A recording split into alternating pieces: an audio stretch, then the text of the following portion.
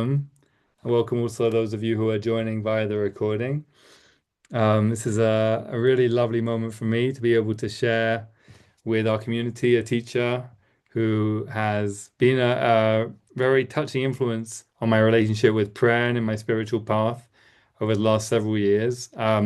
We learned together in person. I sat in on Rav Daniel's lessons approximately 10 years ago when I first came to Israel, and I kind of filed it away. I had to stop going after a few months, and I filed it away as something I very much wanted to come back to.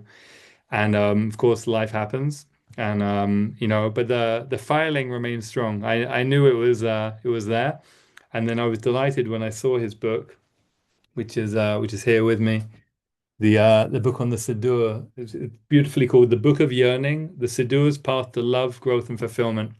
And I saw it in a bookshop, and I knew as soon as I saw it that the lessons that I had sat in on had been integrated into this work, and that I would find a lot of what I was looking for there, and I really have. And it's been that which has rekindled the connection between myself and Rav Daniel, and which has really been part of my daily practice now for the past couple of years.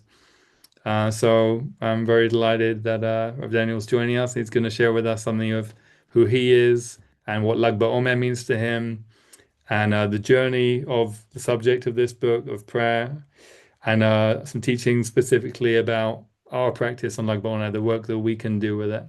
So Rav Daniel, thank you so much for being with us. Please let's start with you telling us a kind of spiritual introduction to yourself, how you came to be where you are, what your path has been, obviously, in a relatively abbreviated form, so we can get to know you a little bit spiritually. Mhm. Boy, I don't know when my spiritual path began. I think it was probably before this lifetime. But the one that I'm currently on, I would say, um, has been a lifelong involvement in quest, spiritual search. I grew up in a basically Jewishly observant family.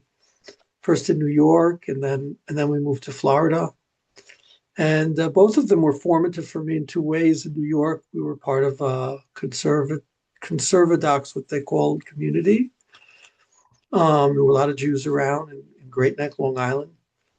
And then for reasons that had to do with my father's employment, we moved to Pompano Beach, Florida, which was completely bereft of Jewish life, and actually had quite a bit of anti-Semitism. And I think that was very, very clarifying for me in terms of my own ability to establish an identity which wasn't externally dependent.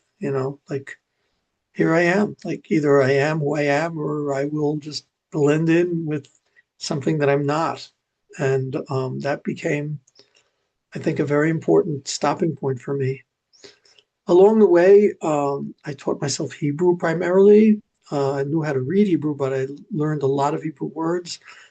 And then I managed to leave high school early and go to a kibbutz in Israel for 6 months because I really wanted to firm up my Hebrew and also more of my Jewish identity in Israel. Then I went back to Columbia University in New York. I studied philosophy and comparative religions. I was at Hebrew University for a while. And then I started a path in Beit Midrash and Yeshivot for probably, I think I was in Yeshivot for about 10 years. About 10 years of yeshiva learning, which means like from morning until 10 p.m., really, really hitting the books. And along the way, always I had an involvement, I would say ever since Pompano Beach, an involvement in meditation. My music has always been very central to my life. And over time developed a kind of a balance between Talmudic learning, halacha, Jewish law, and the more spiritual pursuits of meditation and learning, especially in the Maharal, who's a great teacher. It's been a very powerful influence on me. Then I came with my wife out to where we live now, but I I actually became the rabbi of the community. I'm the rabbi here for 35 years. We have about 400 families in our. It used to be a village, but it's already a town, I guess. And I was a Rosh Yeshiva, the head of the yeshiva for about 10 years, but preferred rather than the kind of investment in like scholarly studying there, I preferred like learning how to evolve people in through personal work and um, psychotherapeutic methods and meditative work and utilizing music in that. So I have like kind of a range of things I do, Danielle, and everyone out there is kind of in a mix of serious learning. I'm at the Talmud every day teaching an hour and a half class in that. I I'm a what's called a posek. I answer serious Jewish law questions. I guide people in personal processes. I see about 50 men a week into very powerful groups of personal evolution, and that's just the English side of the story. And I work in Israeli communities and with school staffs, and so my inner life has really been, I would say, kind of a devotion to helping people expand, come in contact with the divine, grow personally, emotionally. Um, yeah, that's like that's me. Then there's my wife. Then there's my 7 kids. Then there's my tens of grandchildren. But we'll put that aside, even though that's super important to me, but maybe less relevant to the people who are here. But yeah, that's that's yeah, that's kind of a certain type of a story. You could ask me other types of questions if you want to find out more. Thank you. Well, let's there's so many different strands and so many different interests, but let's spend a moment on the subject of your book on prayer because you've obviously been working with that and in that for so long. The book is so clearly the result of decades of deep engagement with prayer in a really Sure. creative way. So could you say something about, how you came to realize that was a major piece of your life's work and your journey with that over a long period of time for us? Well, I think that I also started out in my early years. Someone handed me back in the day in Florida a Tanya book, which is Chabad Lubavitch's philosophy of the founder of the Chabad Hasidut. And I was really taken by sort of the practices which I identified in there. Most people don't see it as a guide to meditation, but that, yeah, I would find myself like saying, he is the master and origin of all. In that book, it's like reflections on how to make that sort of touch your heart more and become more of an involvement. And I noticed that in my prayer, so that became more and more sort of an enlightening way of doing it. Back then, I wasn't praying 3 times a day. I wasn't doing the whole thing. But when I came more into that and in Israel, so it always struck me that there was something here that was a lot more than words. There was something powerful about these words. And over time, especially when I was a Rosh Yeshiva, I developed an understanding of the Siddur as a path which takes you through different like dimensions of yourself. And then I got involved in the teachings of one of the great students of the first Lubavitcher Rebbe, Rabbi Aaron Levi Strasalia, who probably nobody's heard of. And he's not very famous, but I ended up giving 250 classes on his works. They're up on SoundCloud, a lot of them. I have a lot of stuff up on SoundCloud. Back in the day, that was the platform before there was Spotify. So there's like you can find a lot of good teachings there on audio. In any case, so he has this fascinating depiction of how like the different sections of our being are paralleled in the different sections of the Siddur and paralleled by our patriarchs and matriarchs. He just has the patriarchs. I added the matriarchs. But uh, and yeah, that became like very rich and became a practice of mine. And I began teaching people. And I remember once when I was in South Africa, I used to go to Johannesburg, Cape Town to like run seminars. I had some amazing students there who would like fly me over and I would like do stuff there.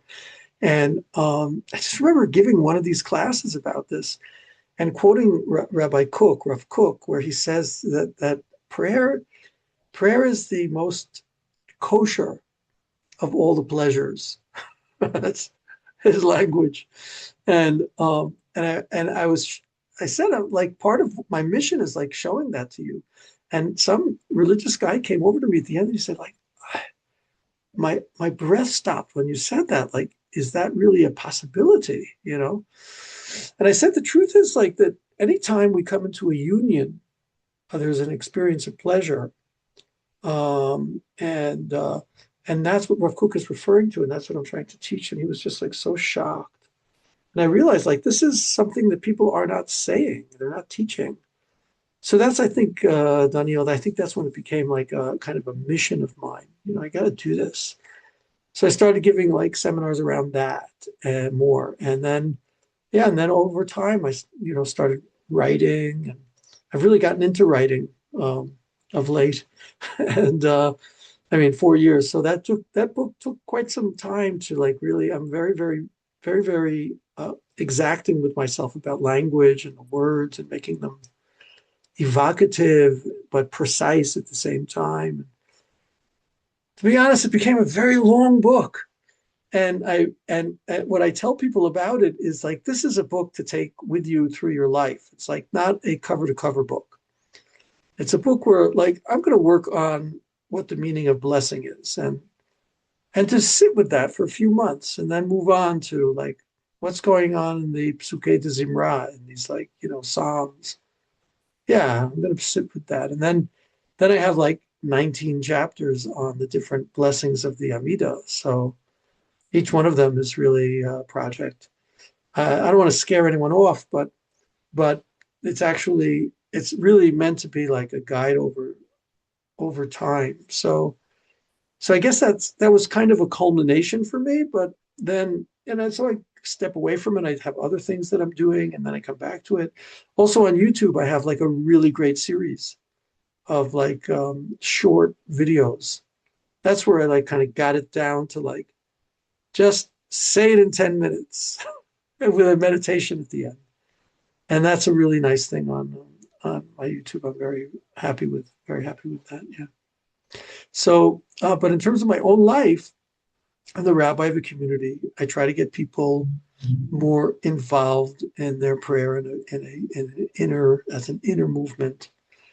But one thing I can say is like it's very different being like a geographic rabbi and a virtual rabbi. I'm kind of liking this virtual thing because as a geographic rabbi, you know, it's like people live in my town, but they're not living in my town because they're especially attached to the specific teachings that I give. We have a great relationship, but some people want me as one deciding halacha. Some, others want me teaching them Bible. Others are interested in the meditative thing. Others like my music. But wow, going online has been like a real joy. Even like coming with you people here tonight. It's like you're here because you're actually interested in the things I'm talking about, and not just because you happen to live in the town where I'm the rabbi. So this has been a big blessing for me, and I've like accumulated a lot of new friends and students through this, and yeah, getting feedback from people listening to my music, and it's a pleasure. It really is a pleasure. And so this particular subject has definitely awakened a lot of interest in people, and yeah, it's something that's important to me. And I guess we could have a different session about that sometime, perhaps. But Absolutely. mhm. Yeah, this is I love how you talk about the miracle of self-selection. We're all here because we chose to be. Um, So let's look at Lag BaOmer. That's the excuse that we came up with for getting together and doing this. But also, I suspected that you would have what to say about it. So let's begin at the beginning. Please give us an introduction. I'm sure most of us here probably have some idea, but I'd also say, like, even for myself, as a relatively well-educated Jew, it's always been a little bit of an enigma, and it's always been a little bit unsatisfying. There's this story and these characters, but like really, like how does it all hang together? What's it really all about? And the question what you always ask at AJS is, what's the spiritual invitation for us? What's it asking us to pay attention to? Where's the opportunity for growth?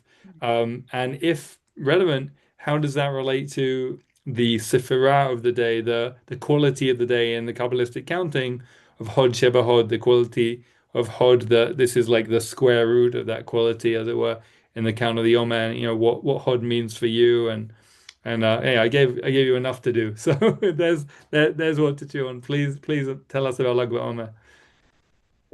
Yeah, I guess I'll start at the very beginning. I think that's the best. That's the best. Like literally, Lag BaOmer means the 33rd of the Omer. So the Omer is a period of time which we count from the day after Passover, the day after Pesach, for 49 days. And then we get to the 50th day, which is the holiday of Shavuot, which is really the completion of our leaving Egypt. And here's an important thing people don't always recognize. Leaving Egypt is like the liberation, which like frees us from the constraints. Which is the literal meaning of the word Mitzrayim, which is the Hebrew word for Egypt. Like, wow, like just getting our oppressor off our neck. Um, the actual name Pharaoh in Hebrew means someone who bothers you. Like in Hebrew, lafria is to bother, is to like cut you off. And this is really the project of the Egyptian enslavement was to cut us off from our true identity. And I actually also have another book, which I'm not doing this to promote it just because it's a year away anyway when you'll want to read it. But I try to show how our greatest enslavement is alienation. It really is when we become unable to get aligned with our truth and end up working at work which is just not appropriate to us because we're not aligned with ourselves. End up being in places that this is like these are just the wrong people for me to be involved with. And sometimes people have these kinds of awakenings when they recognize that I must liberate myself from this. This is something which is constraining me. This is something which is poisoning my mind, my heart. It's like it needs to be walked away from. And God's actually awakening the Jewish people. And it's only when they call out to him about their enslavement that he hears them and recognizes that they've evolved to a point they've become aware that they are in need of leaving these circumstances to become the expanded and liberated creatures that human beings are meant to be. And this is an important thing. It's very, very important for Lag BaOmer because I think the most important thing for us to know about ourselves is that we're created in the divine image, which is a weird thing to say, given that the Ten Commandments end with God saying, "You didn't see any image because I don't have any image." So what's that about? So here's something from my great teacher, the Maharal. He says that our reflection of the image of the divine is our freedom.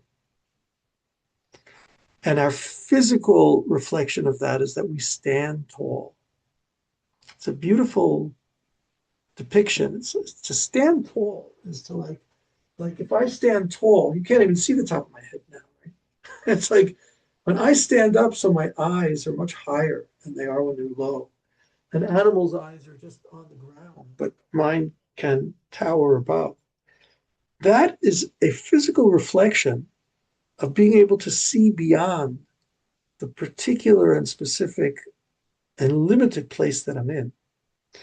So, in a sense, the Jewish people had to stand up tall. Any human being has to stand up tall, both physically and mentally, in order to experience this freedom of getting beyond the bonds of the local.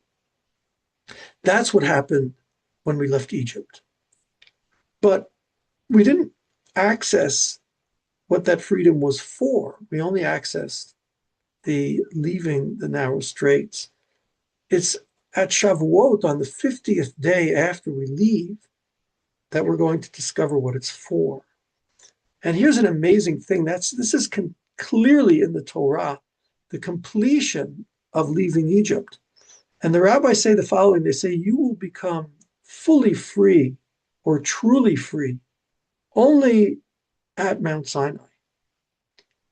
Because to be someone who simply has been released is not the true realization of what it means to be a human being.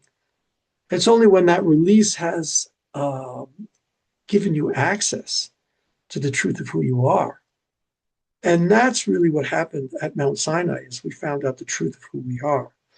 I mean, that's what really I think is the most important thing for us to relate to the Torah as being as a guide to being truly who we are. And that's really only when you're really free, you know. It's like, okay, so we're in this period of growing towards that, right? We're in this period in which each day actually is a designated time during the Sfirat Omer, during the counting of the Omer.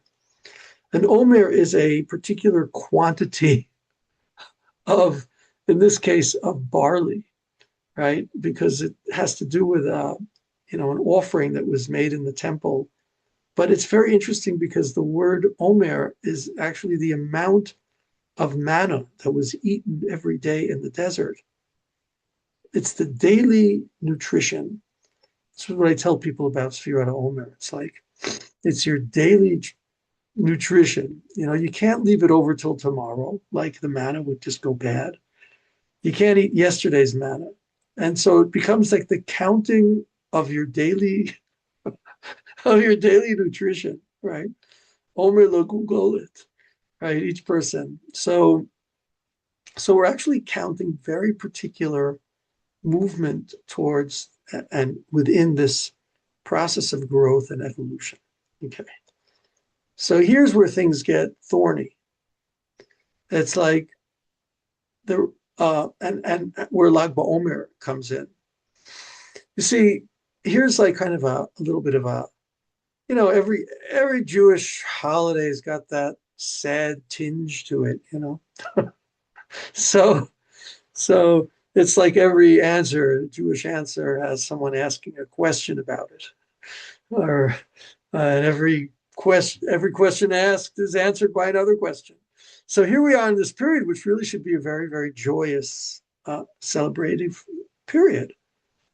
And the Talmud tells us that during this period, one of the greatest teachers of Torah, in fact, the main teacher of the oral creative teachings of Torah, Rabbi Akiva, you've probably heard of him, Rabbi Akiva.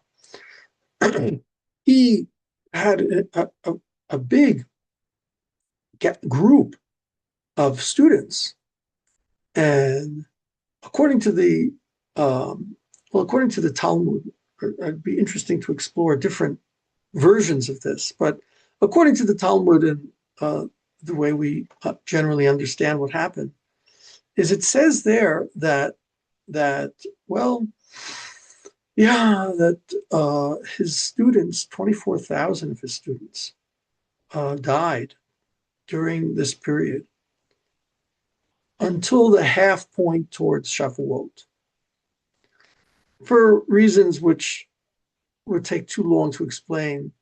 That half point comes out as 33 days. It's not, I mean, if there's 49 days, so 33 isn't exactly the half, but there are reasons why that is how it's understood that is the 33rd day. And this is a very ancient tradition that they actually died they were dying until that 33rd day. Okay, so this is where it starts to get interesting and spiritually relevant. What the heck was that about, man? It's like 24,000 students and like this kind of a loss of so much wisdom during the period when we are preparing to receive the wisdom. What is this doing? What is this teaching? So this very challenging statement is made about his students, and that is that the reason they died was because they didn't know how to show honor one to another.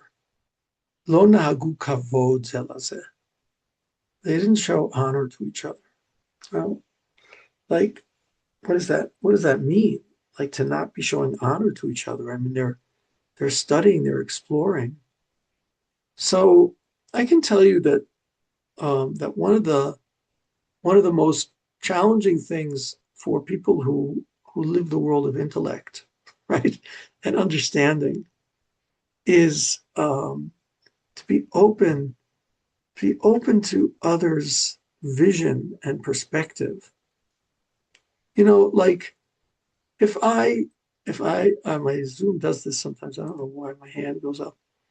If I have a vision and I'm attached to it, and I see it as an expression of truth, so it will be very hard for me to learn to incorporate yours, to respect yours, to listen to you. Um, and on the one hand, you know, it's good to be passionate, but on the other, it's a dangerous phenomenon. When one is impassioned with one's ideas, it becomes difficult to really listen to another person and hear theirs and learn the path of a higher vision which will incorporate both. So that's one reading of what happened. But and it's definitely, I think, real, but I think there's a possibility that that's what was going on, but there's another side to it also. And this is something which probably and that is that Rabbi Akiva had his motto was that the central teaching of the Torah is v'ahavta l'reacha kamocha, is to love your fellow as yourself. And in Hebrew, ahava and v'ahavta has the same numerical value. Ahava has the same numerical value as the word echad, which means one. This is because love is very powerfully about merging, is about becoming one with the beloved, is becoming aligned in a way in which your love travels between you and bonds you into one. But listen to this. Like as you come to love a person more and feel more attuned and aligned with them, so that love itself can put at risk your ability to give honor to that person. Because you see, giving honor to someone means really seeing them in their preciousness and their difference. Love can never mean actually fully merging, because if one fully merges with the beloved, then you as the lover are no longer there. And if they fully merge with you, then your beloved has become lost in your world. So we're always in this tension with love, which in the Song of Songs, there's actually a beautiful pasuk which reflects how one is meant to live love. And that is that it says there by the beloved woman there in the story, the Rahya, if you're familiar with the incredible passion of that book. So she says, Smolo tachat leroshi v'yamino techabkeni. His hand, his left hand, it's under my head, and his right hand is embracing me. That is an amazing verse because the left is always the place of the hand of protection. Anyone who knows about like fist fighting, it's like your left hand you keep like to protect yourself, and your right hand is the one that's out there. So in the opposite, not when you're fighting, but when you're loving. So the left hand is like preserving the preciousness of the boundaries between you. And the right hand is bringing us together to join us. The left hand is the hand of kavod, of a weightiness, which is called honor and respect. And the right hand is the hand of the merging and the oneness. And here's like this amazing thing in Hebrew, the word ahava starts with an aleph, which is one. Then it goes to a hey, which is to open things. And then it goes to a bet, which is two, and goes to a hey and opens things. The hey is the letter which is the expansion. But the aleph is one and the bet is two. So ahava is always playing in this bouncing back and forth between one and two, between union and boundaries, union and boundaries, union and boundaries. It's like, yeah, it's really how we learn from each other. It's how we can be sharpened and corrected by each other. On the one hand, to feel the confidence and security of the support of our beloved and our lover, and on the other hand, that they're invited to clarify, where things have gone wrong or what needs growth or repair. So there's this constant oscillation between union and separateness, union and separateness. The Maharal says that's the source of all song.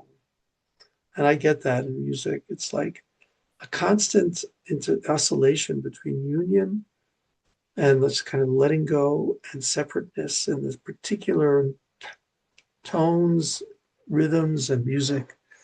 And so, like, if you don't have a sense of the powers of the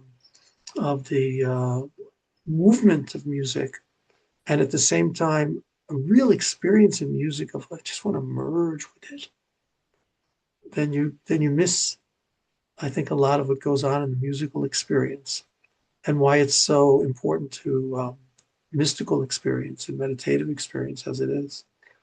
Um, so so here we are now, right? Here we are during this period when his students are dying. And here's a suggestion I'm making. Perhaps their lack of honor for each other wasn't because of what I said at the beginning, that we all struggle with being able to listen to another person's ideas because we're protective of our own. Perhaps, perhaps there is also an experience of like not wanting to hear the otherness of the other because it would challenge our ability to love them. Because in hearing the otherness of the other, I become, well, estranged from them. I want to tell you, I think one of the like the super important lessons at the beginning of marriage, which as like a phenomenon where like you meet the gal. I'll talk about it from a male perspective. Meet the gal and you feel like really like it's you're attracted. You feel like comfortable with her. Well, people always talk. I feel just so comfortable with her. It's like we have so much in common. We're like feel like a brother and sister, It's like this, wow, and like everything is just like amazing, right? And then people like pretty quickly into the marriage start realizing that there's actually a lot different between us. And they get very scared. I get a lot of young couples who come to me who like they kind of freak out at discovering the difference. And it starts to grate against each other because some people who have like you know this kind of vision of love that I've been describing feel like, oh man, I made the wrong choice. I mean, he's not like me.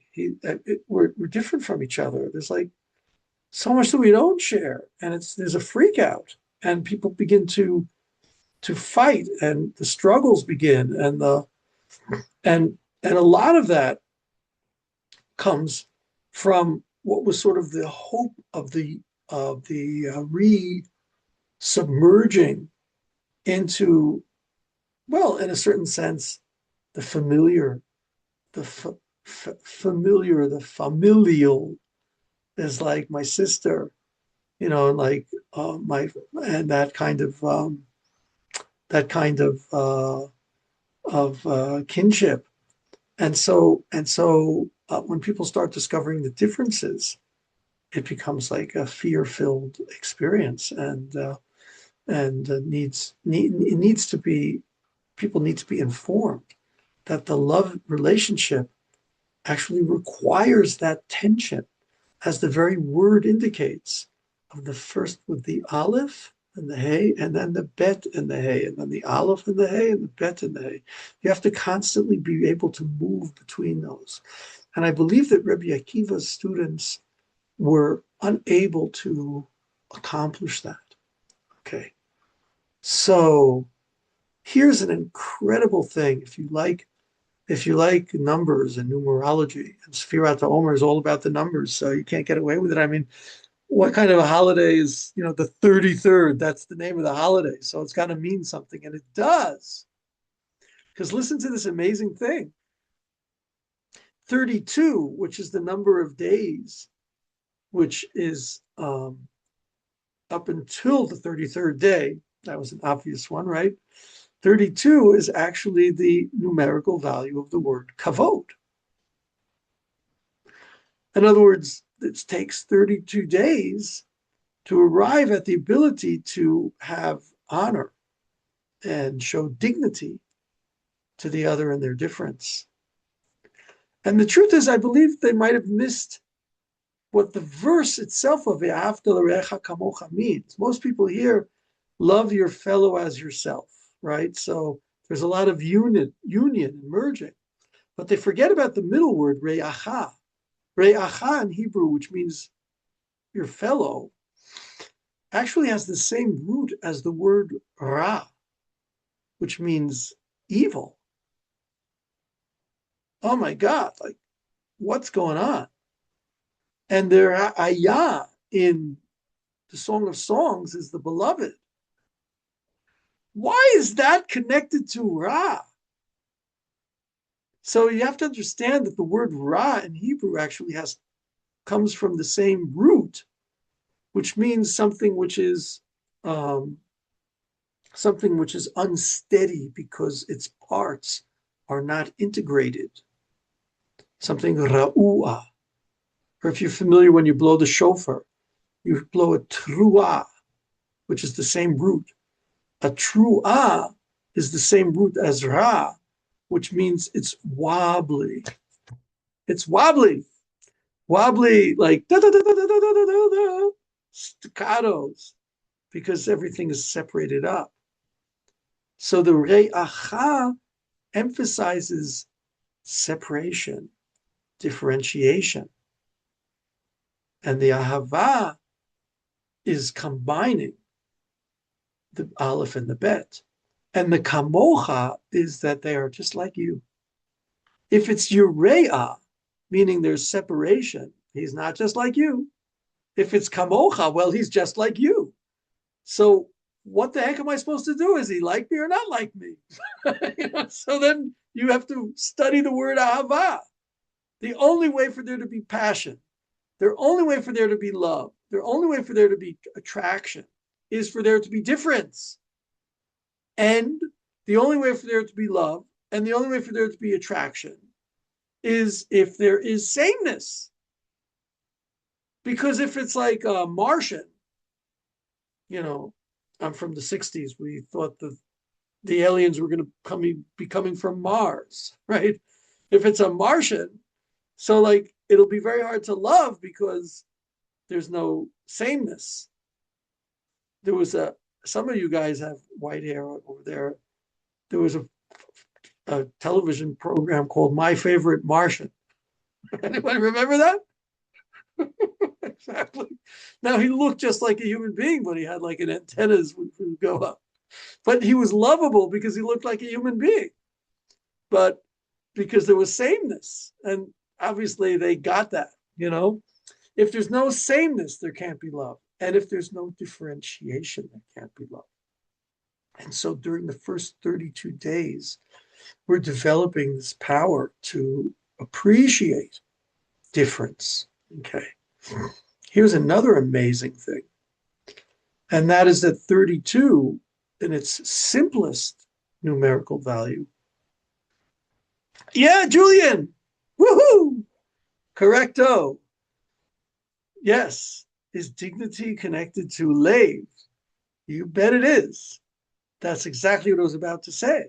That 32 is also the numerical value of lave, of having a heart, which is our most direct experience of this pulsation and oscillation of the blood flowing through the heart and spreading and coming back and being re-energized and re-oxygenated in order to come back out. The heart is the expression of the love which knows this interaction.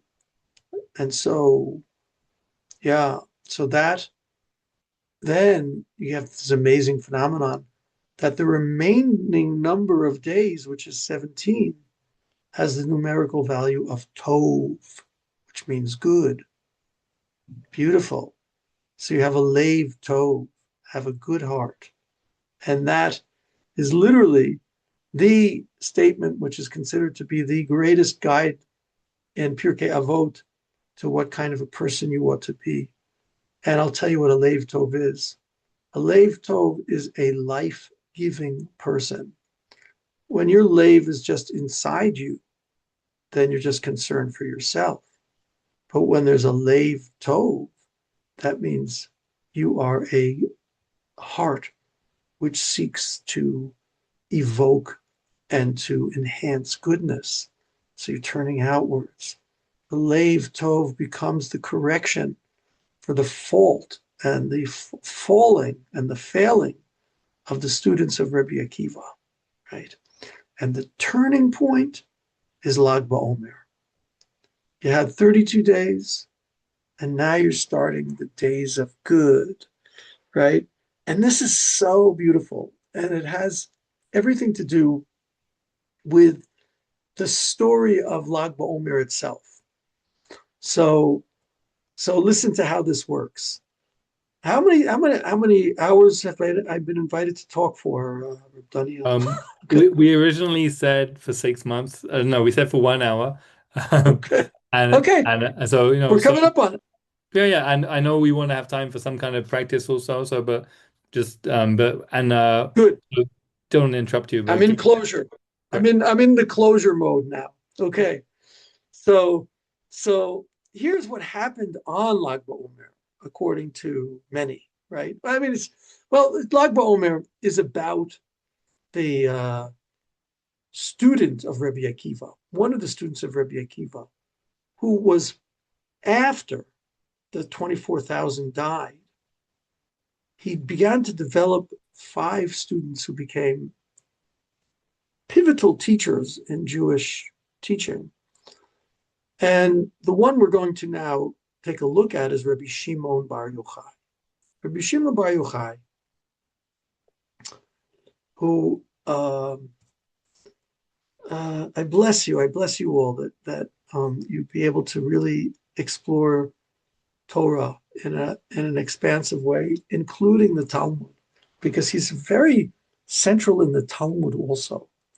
Rabbi Shimon Bar Yochai, the most famous story, which revolves around Lag BaOmer, is that he was chased down by the Romans because well, he had a position about life in general, and that is that what you do is actually less important than what you mean by it.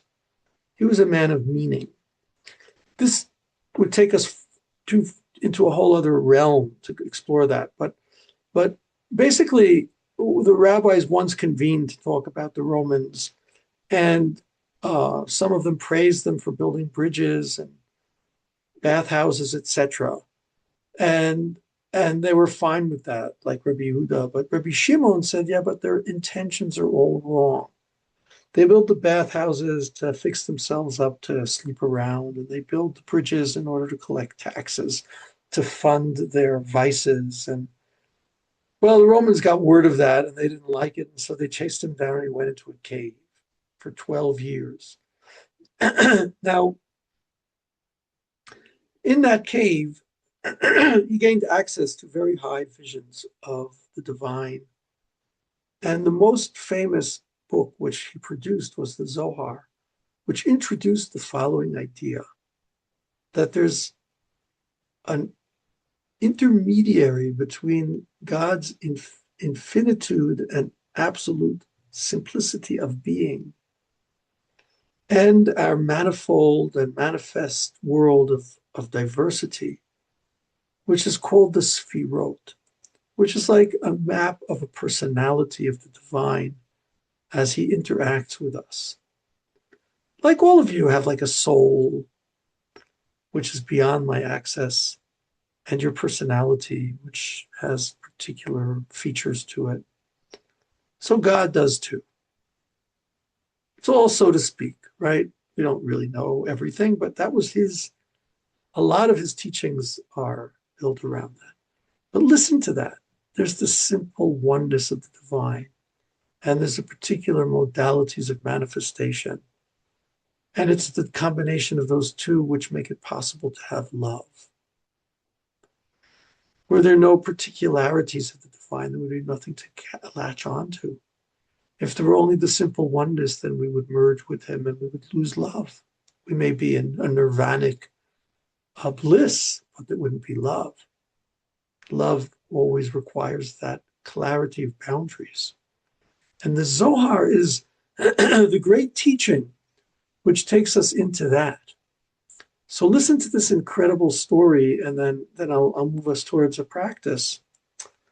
Yeah, he's in the cave for 12 years, and he comes out, and everything he sees burns up. It goes up in flames because he'd been so attached to the oneness.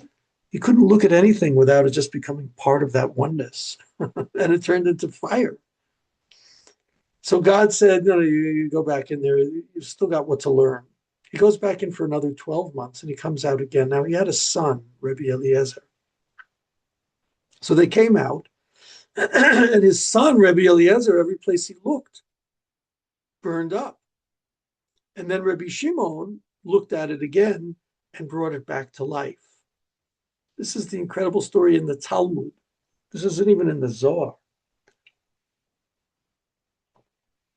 So you got to believe this one. So like, and then he turns to Rabbi Eliezer and he says, it's enough for the world to just have the two of us. Basically, we bring the foundations of this world into solidity. And I remember reading this, one time, like, both of them? I mean, what do you need the guy burning everything up for? If every time he looks at something and burns it up, you've got to repair it. Maybe you should have said, listen, you go back into the cave. I'm staying out here. I learned the lesson. You still where to go, right? But that's not what he says. The world needs both of us. And here's what I want to tell you. Love needs both of them. a spiritual life needs both of them. A spiritual life, which is really accessed on Lag BaOmer, of my ability to just let go into the all and then be called back into the differentiation and preciousness and honor and respect for my uniqueness, for your uniqueness, for every creature's uniqueness. That is really the invitation, I would say, of Lag BaOmer. That's the invitation of the Zohar. That's the invitation of the Kabbalah, is to be able to access this ahava, this love, as an aleph and a hey, I'm opening up into it, and then a bet, differentiation and two and duality, and a hey, I'm in that, I'm breathing into that, and breathing in that aleph, and breathing out that hey, and breathing as as a bet, and learning to live that oscillation is really, I think, a very elemental piece in the process that we're in uh, this period and what Lag BaOmer offers us. So yeah, I think I'll stop with that and Daniel, maybe yeah. thank you so much. I wanted to say, first of all, feels like a really relevant lesson for the societies we live in, which are, as you Hmm. know, are really struggling in recent years with polarization. And maybe, part of what we need to learn is that real love is holding the other with honor and not needing them to be the same as us, not needing to absorb them into us or us into them, or to be one in every way all the time, but to really appreciate the other as other, but still be able to have love with them in that tension. So that's what's arising In for that me. tension, which includes the recognition of our basic sameness. Right. Right, exactly. Right. Thank you. And also I wanted to hold up, Let Ali posted a question earlier on about, was it also Rabbi Akiva that was finding all of these secrets and teachings within the Hebrew alphabet? And I wonder if you had anything to respond to that, and then maybe we could move to practice.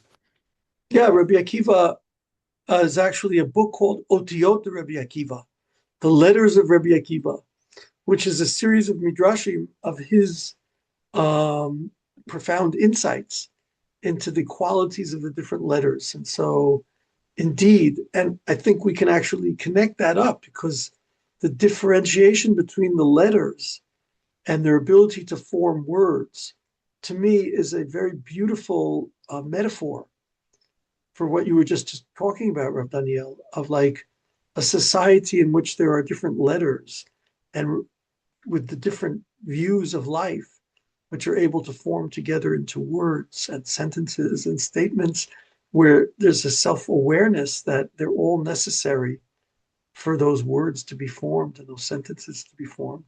So beautiful. Thank you for that question, because, yeah, that's definitely an aspect of Rabbi Akiva's dedication. I see someone, Julian, maybe he allowed himself to have a soul. So it could be greater in the created. Yeah, no question. Thank you. Yes, absolutely. The divine soul has everything to do with freedom, and it's really, in a sense, the integration of the soul into the body, which is this profound interaction between that which belongs to the all and that which holds us specific in our particularity. Yeah. Okay. Thank you. Any other questions people want to raise, or should we just go into the? Okay, here's something. Out of two circles, sometimes they're close together. People can read there in the comments that Alexander just sent in. Sometimes further apart. So beautiful. Thank you for that. Thank you for that very much. It's all about the dance and knowing which dynamic to be at any given moment. Yeah, I really like that, and I want to tell you something that actually this period, because it has this overtone of mourning, it's actually brought in the halacha. It's not a time for dancing. The Mishnah Brura was like an important halachic decider, brings that. So I really like what you wrote there about the dancing, because Lag BaOmer, man, it's all about dancing. It's the craziest dancing festival in Israel. Hundreds of thousands of people dancing at Meron, like wild. So I really like your bringing us from your therapeutic training about the two circles and they're coming together and moving apart, and that so much looks like a dance. Thank you, Alexander. Uh, are there any mitzvot of Lag BaOmer? No. Maybe v'ahavta l'reacha kamocha gets a special focus on Lag BaOmer. Um, but the great uh, custom is lighting this bonfire, and that bonfire, I believe, is partially a celebration of the fires of Rabbi Shimon and his son, and and something that's very beautiful around the bonfires is the way you get to see people's faces lit up by the flames. That to me is always what's magnificent. And then there's just a lot of dancing around the fire, which is like a celebration of both the energies of life, the willingness to let go, and the celebration of us being here in this joy combined together. So that's what happens. Yeah. The barbecue thing, well, bring out a couple of marshmallows and stuff, but like, that's not really what it's about. Yeah, I do finally listen to music, cut hair. We got a lot about this, which we could talk about, but as I mentioned, music is very elemental to this kind of combining this separate and united. So maybe here's a good opportunity for us to go into a brief practice that we can just explore together. One of the most simple and straightforward aspects in Jewish meditating, and let's take it into the word ahava tonight, and to move with that ahava and that aleph and the hey as our breath, and the bet and the hey as our breath. I've had various meditations on this, but I think the most natural one is like the breathing out becoming my letting go into the all, and the breathing in becoming a recognition and reflection on the preciousness of difference. And then I will invite you to bring up someone in your life with whom you have a loving relationship, or perhaps even a challenging relationship where maybe there's too much bet, not enough aleph, or someone with whom you have too much aleph, too much merging, not enough bet of respecting boundaries and clarity. And we can make this into also an interpersonal orientation, and then move it towards the divine. So that's what I'm going to guide you through. And the way I'll do this is I'm going to share music in the background, music that I've composed and produced for meditation. I have those also up on YouTube, and we'll use that in the background. And Rav Daniel, you'll make sure that you're able to hear me over the music. I'm going to turn my video off, and I want to invite you to to now take this beautiful time together. Wow, I see for most of you it's daytime. I guess you're over there in some other time zone. So if you don't need to darken the room, but yeah, whatever. So let's take this now and go inside. We'll close our eyes. We'll take a little time for relaxation. I think the entire process will be over in 7 minutes, right? So we won't go too overtime and respect the boundaries. Um, okay, so here we go. Let me share with you this music, and we'll make sure that it's at the right volume.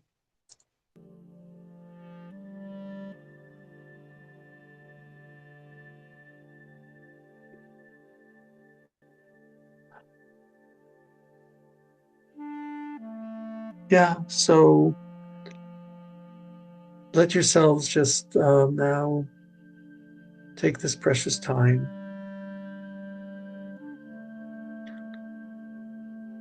to allow your body to relax by either sitting back or sitting up straight. I like sitting up straight personally and letting my hips support me and the chair support me and the ground, in a sense, press back up and hold me in place.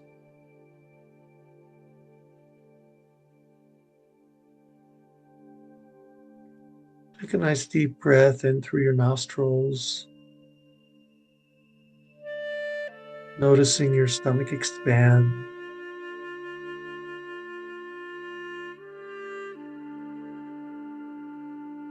and letting go. And as you let go, feeling the top part of your body relax.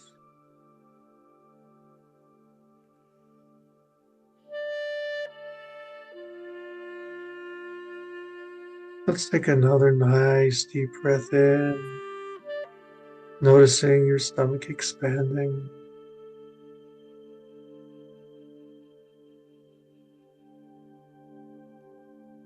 Letting it flow through your legs. And now, as you exhale, all tension from the lower part of your body releasing.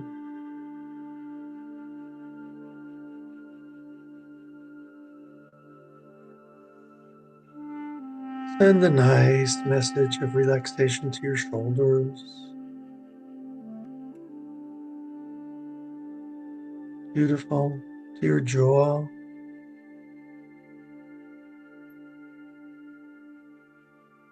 Down to your legs.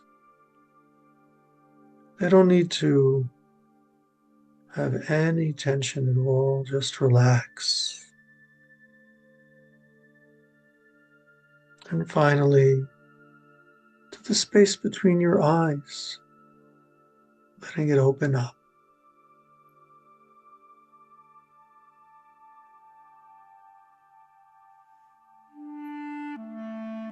We're in such a beautiful time right now as we're building our hearts in these first 32 days of the Omer.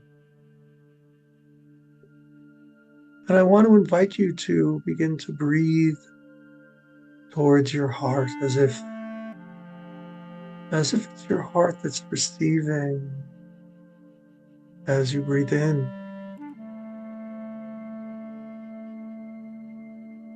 and your heart that's exhaling as you breathe out.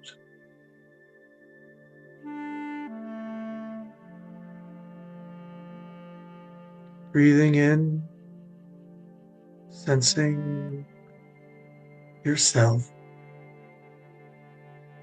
your heart. Breathing out, letting go into the all.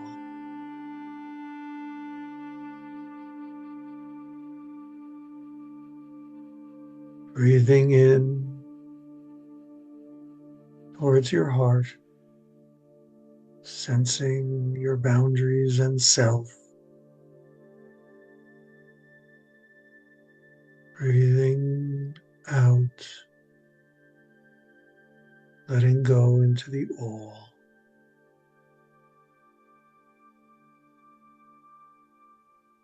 Turn your face slightly upward to sense a light shining down upon it. The blessing of the Kohn, who says that Hashem's face should illuminate you.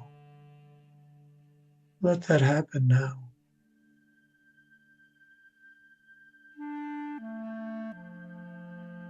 Breathe in that light towards your heart, a light of love and compassion.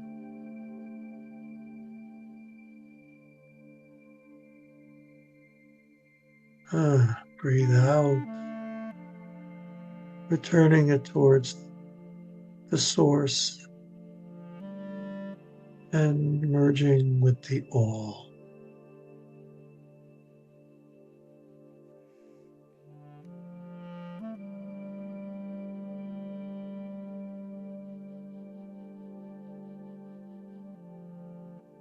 Do that once more, that sense of His presence breathed in by you, into your presence, your heart.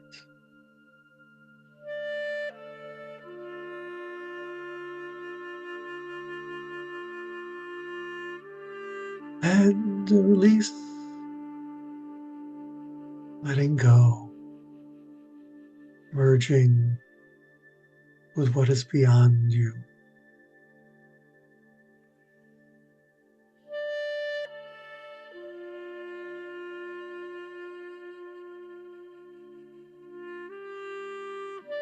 This is the secret of Ahava, letting go into the one, turning to the two.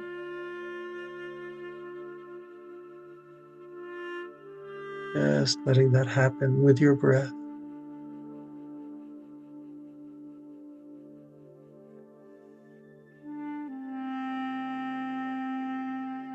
And now, bring up someone in your life with whom you have a relationship, either of challenge or of affection, or both. Someone with whom you'd like to enhance the possibility of love, opening a lave, tov, a good heart towards them.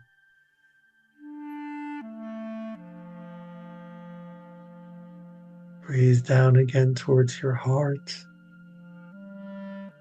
And this time, as you breathe out, feel that heart light, that good heart reaching out towards this other person to connect them to your light and heart.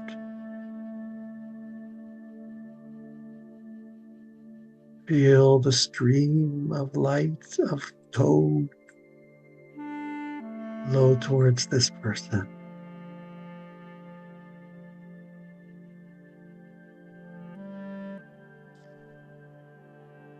Then inhale and reassert your boundary.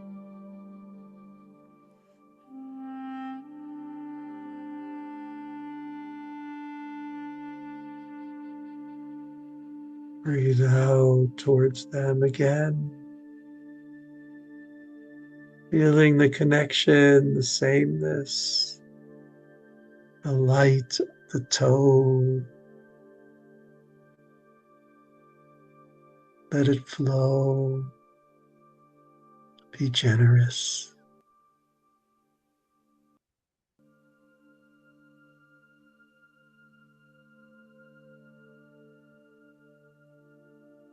And now breathe back in, giving honor to their difference and to yours.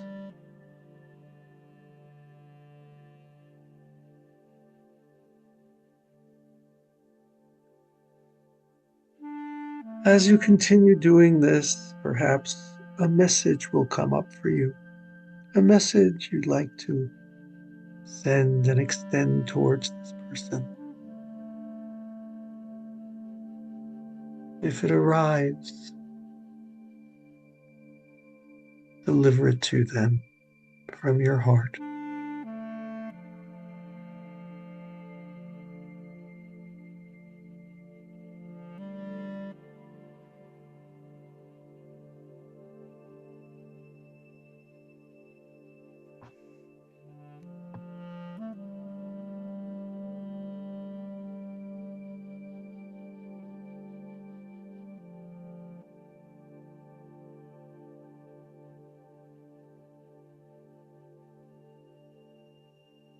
Feel the goodness running between you, the goodness of a lave toe.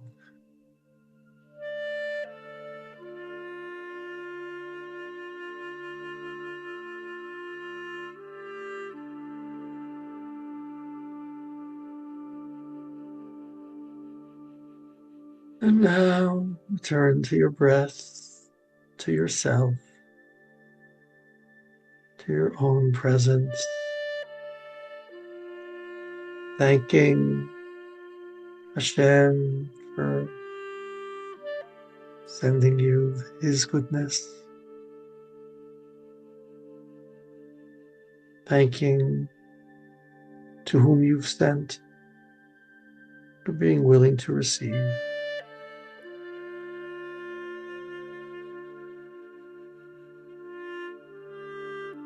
Healing again, chair, floor,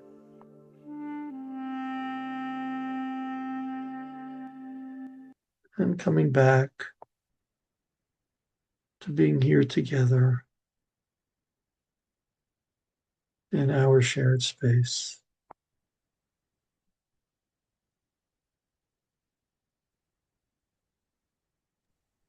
Mm. Thank you so much, Rob Daniel. A beautiful meditation and for the teaching. I know I'll be going back over the recording to appreciate the details along the way. It was very, very deep and full. Thank you so much.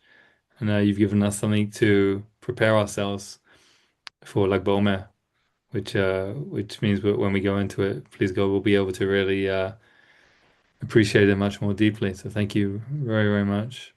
And Mhm. please God, there'll be more opportunities to learn from you.